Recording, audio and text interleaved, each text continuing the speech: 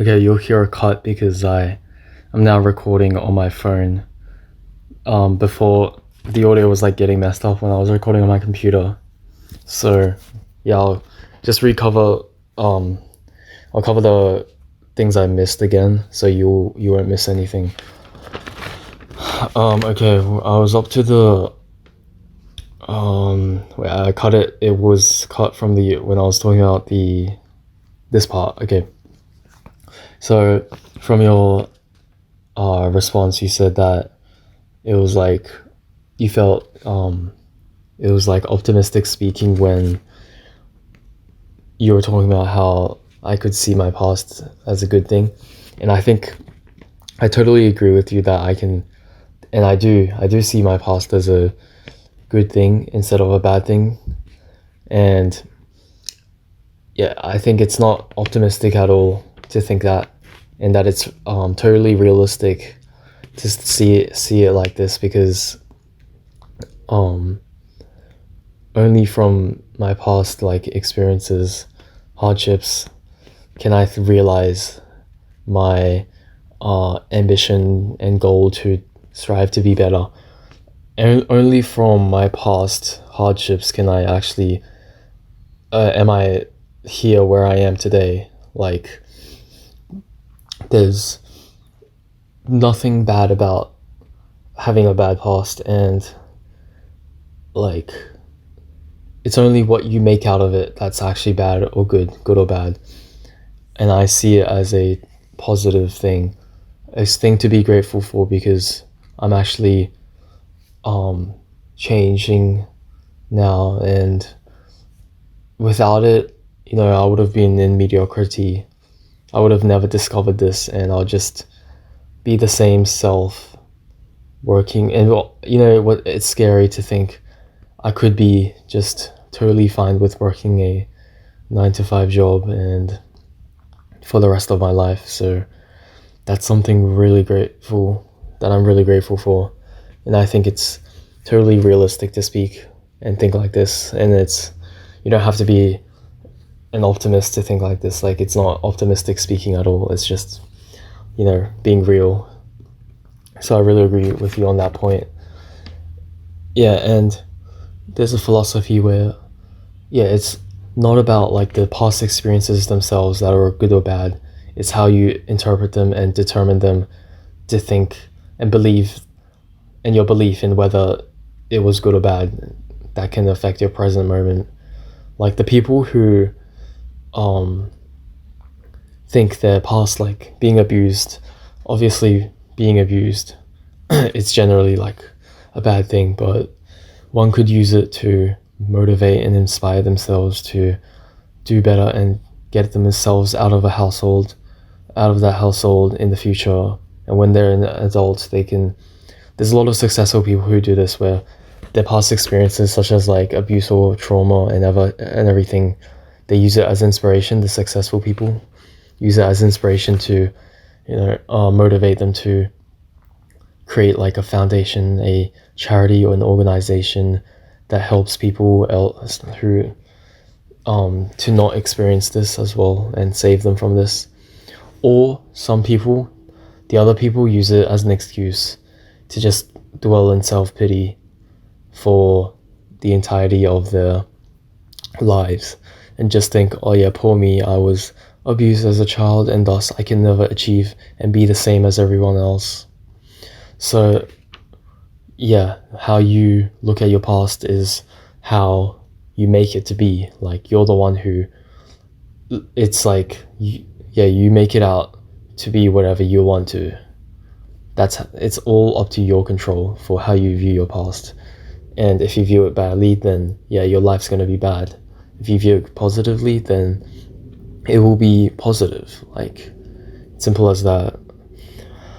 Next point was testing friendships, and yeah, I think that's actually a good like strategy kind of thing. Like, just getting to know a bunch of different people, and on a surface level, and like just seeing if they actually have seeing, you can see like through their actions and talking and mannerisms if they are of what their values and beliefs are, and if they actually follow them properly.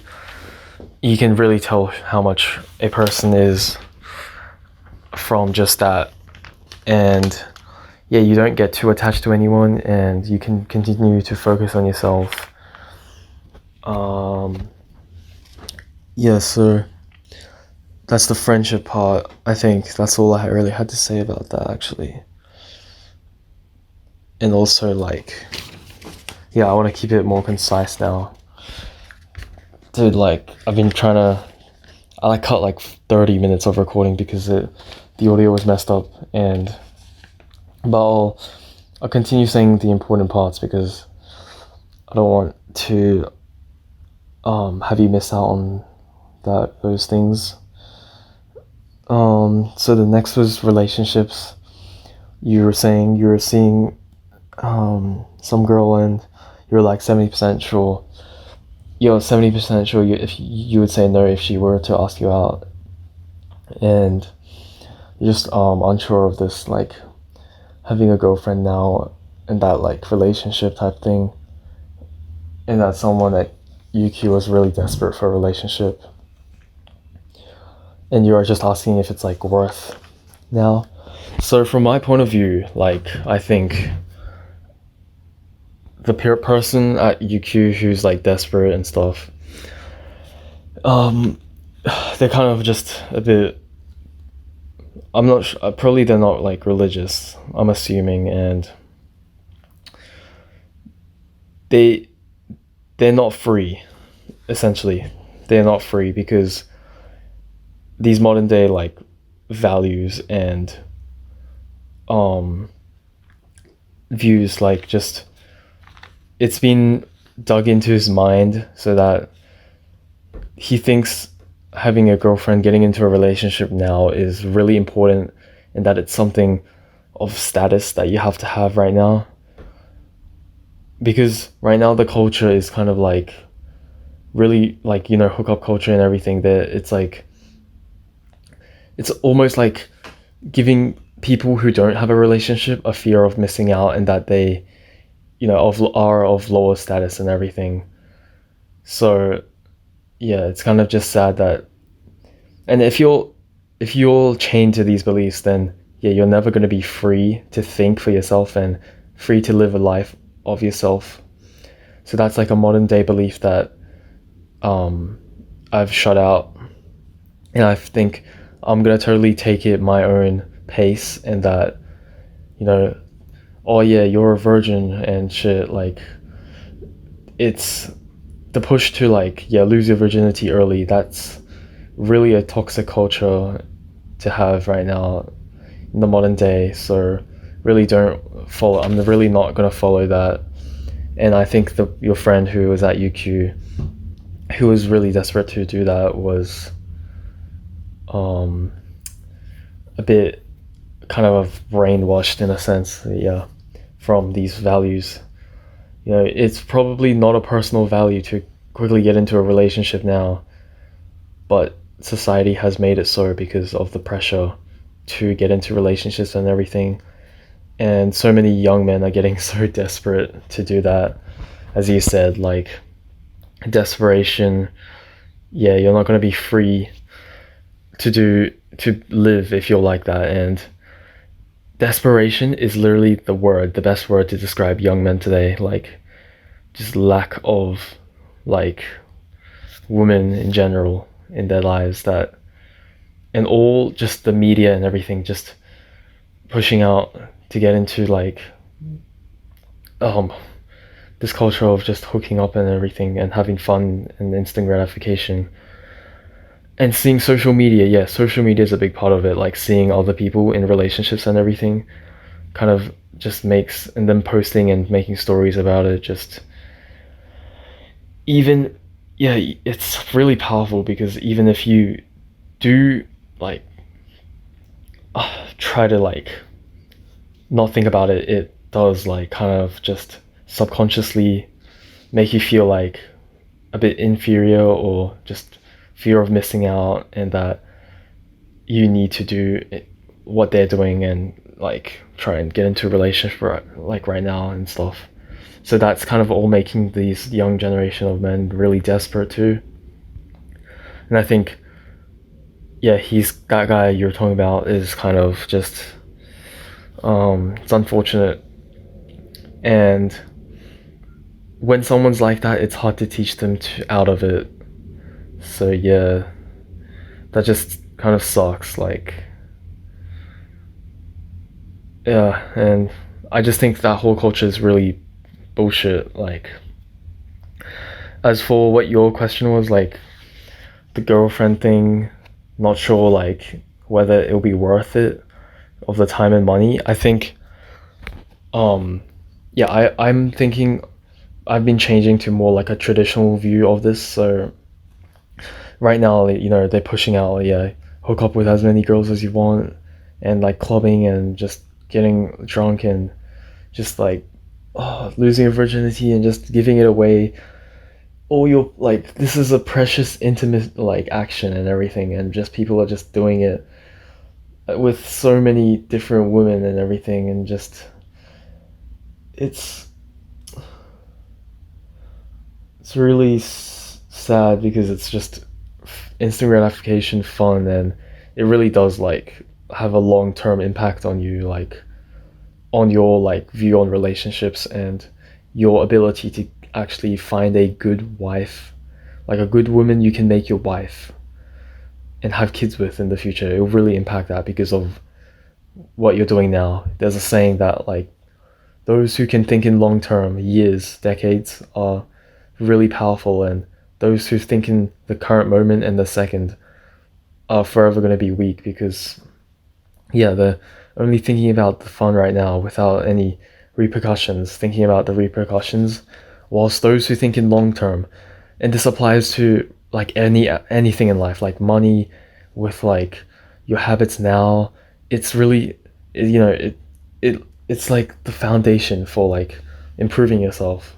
It literally is, because it means you're sacrificing your today like self of pleasure and shit for your future self's um success. And this especially applies to relationships. Like, are you gonna sacrifice like your today's like um ability and time, money, lifestyle for someone who you might, it might just be current like instant fun for and pleasure? And yeah, this is why like religion has it right. Religion's got it right. Like, you know, the sex before marriage, I mean sex after marriage thing, that's a policy, like a code, moral code for religion, because it literally it literally cancels like destroys the culture of hookup. Hookup is the opposite of that. Like, hookup culture is literally the opposite of that. And if everyone followed like sex after marriage, then they would have been able to get a good wife and good kids and get into actual meaningful relationships that actually benefit both, mutually benefit both, in goals and ambitions, in family, intimacy, and everything. That's why I'm trying to follow this now, because, and I will, because like you're not giving away like your intimate actions to some random on the street. Like, instead you're actually like giving it to some woman you actually love and actually care for, because it actually makes it like a commitment, a long-term commitment. And that makes like religious people really take care in choosing like the truly right woman to do this with, because they look for wives, not just girlfriends. They look for marriage. They look for their future, their kids, and everything, not a girlfriend to just have fun with right now. And I think, yeah, that's a way that I'm viewing it right now, and I'm gonna be acting following. So you let me know on what you think about this. And um what else was I gonna say? There was a point. Let me think for a second.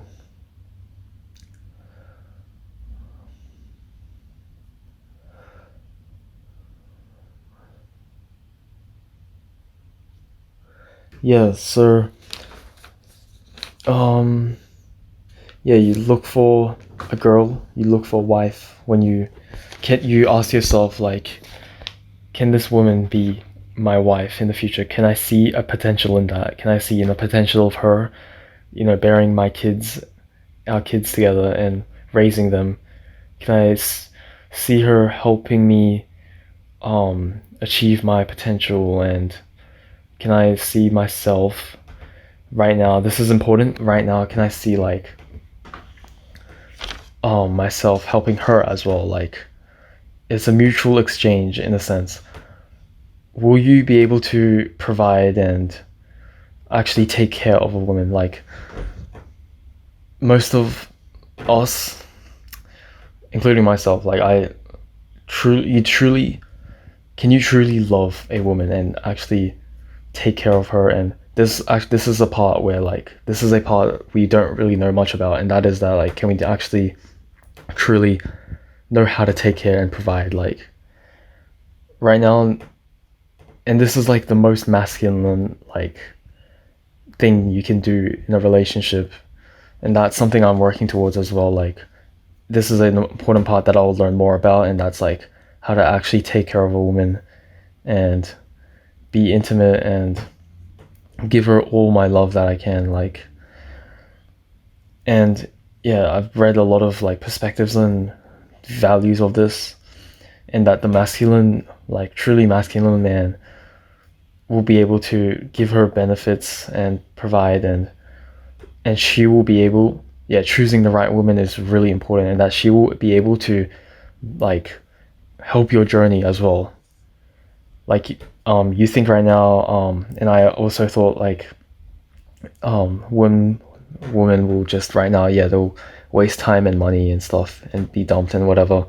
But if you actually find, like, the actual right woman, then she's gonna actually make you more money and make you boost your journey, right? Like, actually help you a lot more. You'll learn a lot from each other and everything.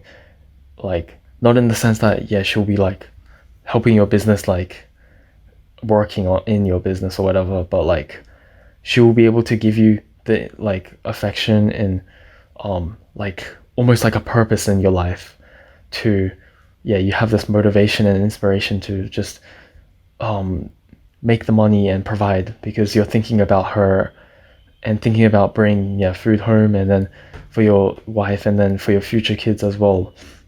You're thinking about that, and that's gonna be really helpful for you if you can find, like, the truly right woman. But that part is really hard to find in current modern day, because, like, you think about the role models, like, this ties into your other questions about, like, Sam Smith and the devil, right? Like, the role models that we look up today, that women look up today, are, like, these, like, female rappers like Cardi B and whatever, that literally just shake their ass and, like, tits on camera in the music videos, and say they, like, fuck a lot of men, and just they're just preaching, like, drugs, alcohol, bad habits, and, like, this hookup culture, and just pushing that forward to young women as well. And yeah, that's just the role models that they're looking up today. And so then we got to think about, like, who does she look up to, who her friends are as well, and her parents, because you can tell a lot about someone from the way they act towards their parents, and, like, their relationship with them, and how their parents are as well. Yeah, and so then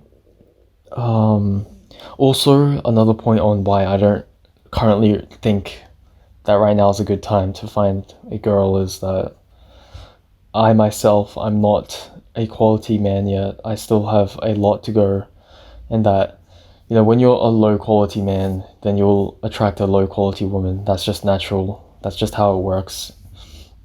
And right now, I think I still have a lot to learn. We're at the start of this journey, really, and when I'm able to also learn more about how to actually take care of a woman well, and provide, and then be able to just become more masculine, because modern day society, we've been pushed towards feminine traits and everything, like eating junk food, watching TV all day, playing video games. They're all feminine traits, because you think about like our ancestors, the masculine man never did that back then. They were out there hunting, they were out there training, getting stronger. And yeah, also another thing, like masculine doesn't just mean like getting stronger and everything. It also means being able to being smart, like learning more, getting more knowledge. That's a masculine activity. Also, being able to control your emotions is a masculine thing as well, a masculine quality, because yeah, I need to also like get better at that, because in a relationship it's gonna be really emotionally hard as well at times. And a lot of relationships, they can end up in arguments and everything, because the man initiates them, all the arguments. This is like controversial. This is like opposing your current beliefs, and it did oppose mine as well. And that is that as a man, you are not allowed to be like, you aren't allowed to be, you're responsible for like the relationship, for the like whatever goes on, the arguments. If there was ever an argument, then that means you initiated it, because not being able to control your emotions is a feminine trait. If you can't control your emotions well, then you're quite feminine. And the woman can like, they can like scream and yell and whatever, but it's your job to remain calm and calm her down, and let her like give her your love and care to calm her down as well. In most relationships these days, we see like so many divorce rates, because these men, they don't know how to actually like control and take care of the situations when things go badly. They just emotionally overreact as well, and then we just have two people who just are arguing because they're both emotional. So that's something I want to work towards as well, controlling my emotions and not letting my actions be dictated by that. And then so then just becoming a more quality man, so that my wife, my future wife, will be a more of a quality woman as well. And that's another reason. You let me know what you think about it as well. And and if this changed like what you thought about what your current thoughts are about this, and if you learned something new from that.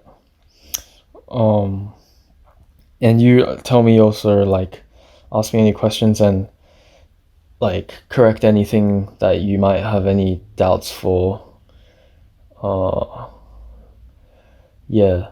And so my conclusion for this is like, there's a lot of things I can do better right now, and there's a lot of things that society has that makes it really difficult right now to actually find like someone of quality.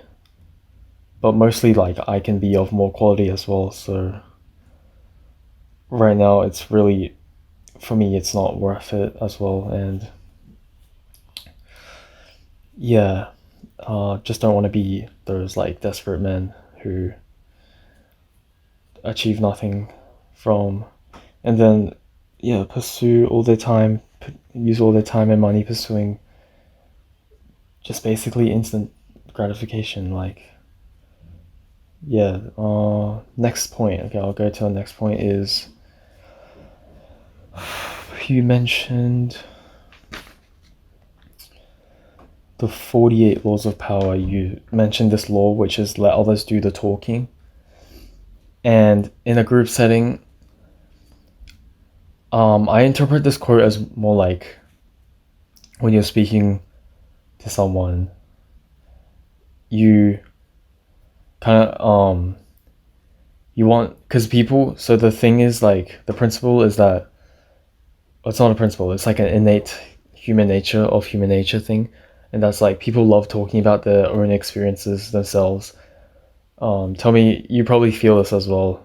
I feel it as well. Like, we love talking about our own experiences and memories and stuff, and goals and stuff. So when you, like, kind of getting to make friends better, if you can make, it's better, it makes people like you more if you can, like, make them do the talking about their own lives and their interests. So what you do is, like, you just ask questions about, like, you continue letting them talk. So if they talk about a certain point of their life, then you ask a question to further prompt them to talk more about it, and that'll make you seem like you're really interested, and that then they will think you're really interested as well, and that you can learn a lot from them as well. You learn a lot more about them, and they'll just, it will just make it really easy for them to like you, because you're making them feel like important because they are doing the talking, and you're prompting them more questions about their life.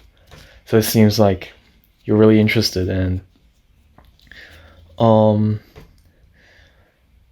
and also, what else was there?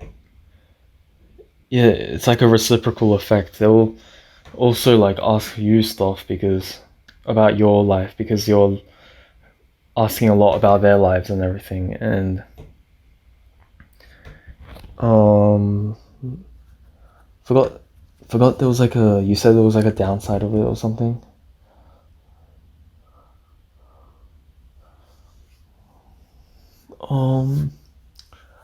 Hold on, wait, let me see, let me re-listen to that again. Okay,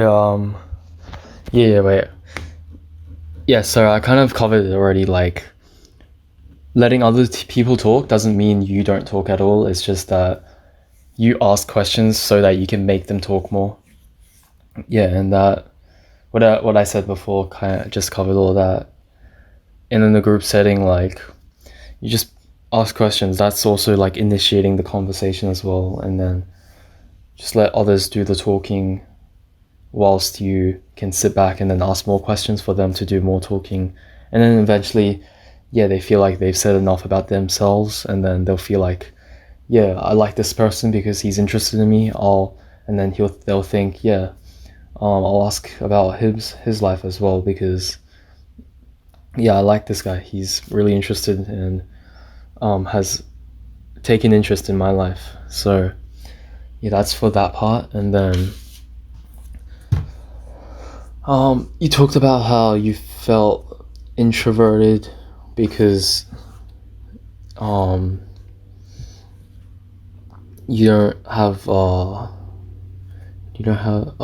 so, like, the introversion part, like, I feel like right now I'm also just, maybe I'm just introverted in a, like, general sense, because I'm totally fine with just being at home, being in my room, and just working on my reading, and then working on writing and making YouTube videos. Like, that is actually really fun for me, and I'm totally fine with doing that for, like, weeks.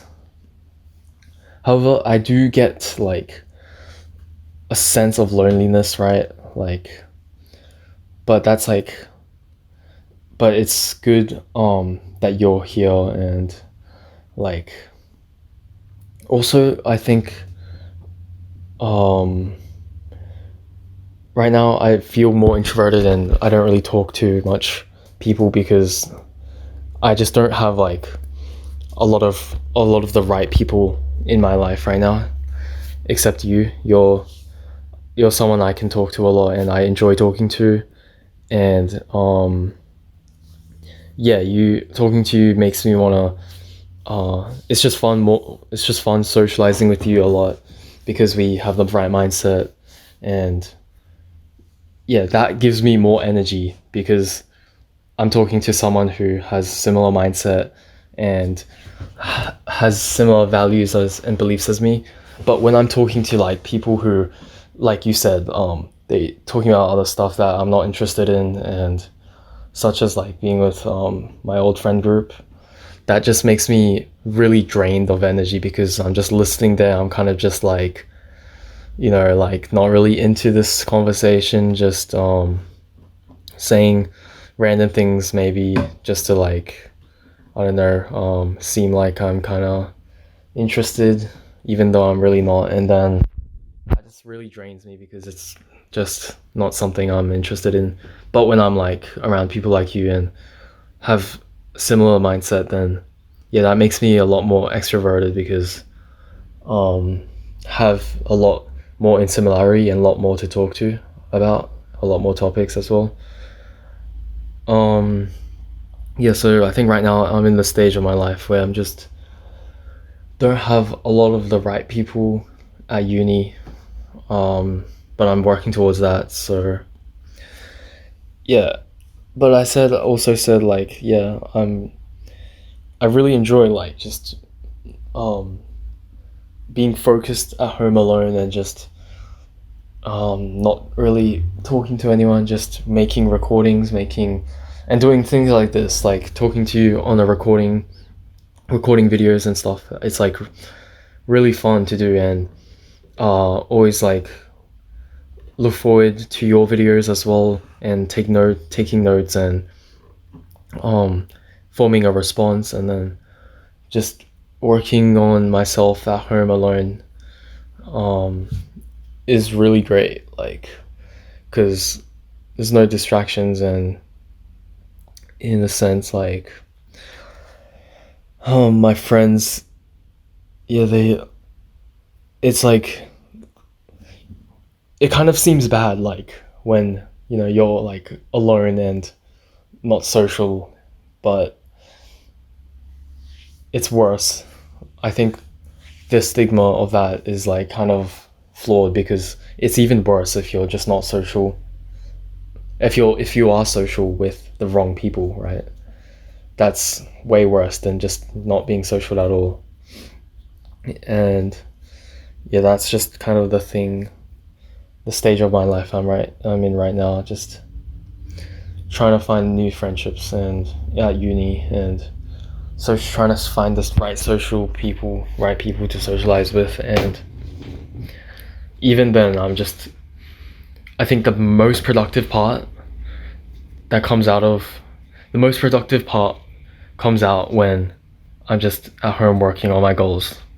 So yeah, that's something I'm really fine with doing and really enjoy. um yeah, also for my friends part, like I'm just gonna say it, like the conclusion for that is just I don't wanna like really hang around them anymore. I don't like accept their invitations to stuff usually. Jan's party was an exception. um yeah, but also like you said, being at home and working on your goals and stuff without talking and texting to other people, you that home lifestyle is really productive and you can get a lot done, way more done than any time you're talking to other people. Like for me, I work way better when I'm just alone rather than working as a group with other people.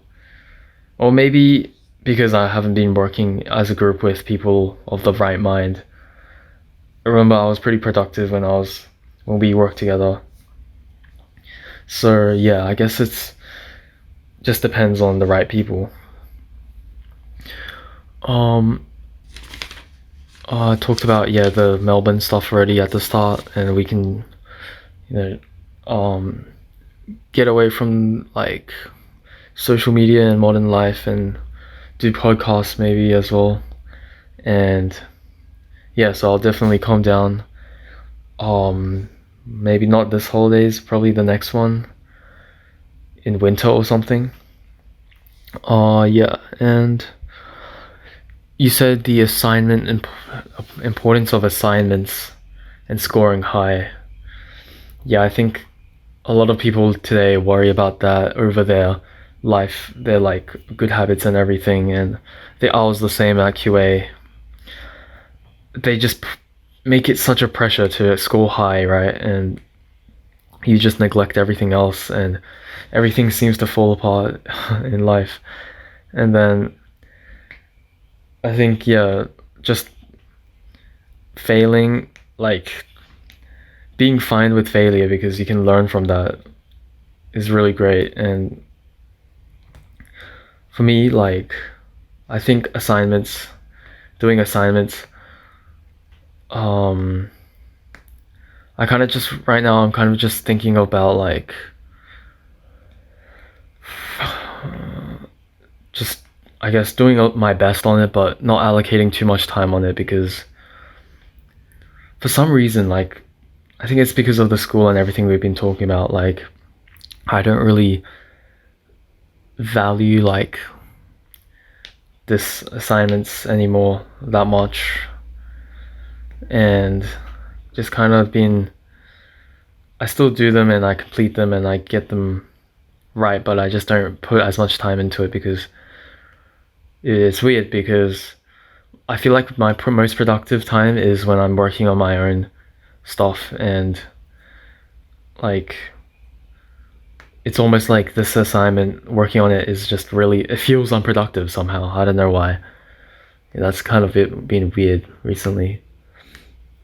Like everything else, like gym and working on YouTube and everything, that's been like, feels a lot more productive than doing an assignment for some reason. So my actions right recently, I've just not been valuing assignments as that important.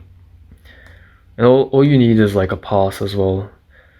For like commerce, especially because I mean for commerce especially, like for this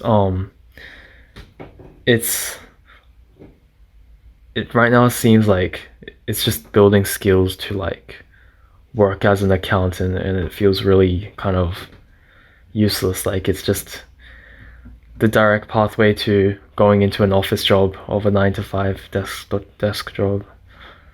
Yeah, so that's been really demotivating to learn. Next point of the video response. Okay, so I think I've got a good idea of what we should do. So on the YouTube, I will upload the videos, all the videos we've had so far, and then we'll create a playlist. We'll assign each to a different playlist depending on which like it falls under. So for our first response, like, because right now, like when we create new videos, like not response videos, it's just a general video, and then you create response and I create response. It seems like it's forming like it's like a tree branch, right? Like it's branching off, and there's like, I think there's like 3 or something right now where we just have totally separate like response, like topic videos, right? And it's just going off on their own thing. So we'll create like a playlist for like our first like branch, basically like string of our responses. We'll just continue, and then we'll upload and put them into the appropriate playlist of which response it is. So the playlist should look like, depends on who starts the video. If I started it, for example, the walk one, that will start as like my video and then your response and then my response and then your response. They'll keep going, just like alternating. And if it started with yours for one of them, it will just start with your video, my video, your video. It'll just keep on going like that. If we ever create new topic vids, then we'll create a new playlist for those. So yeah, that's my best approach to it. Let me know if you think that'll be good. And I think I've covered everything. I've been like we're doing this for like 2 hours because half an hour of it was cut out. So yeah, I'll be looking forward to hearing your response. And yeah, that's about it.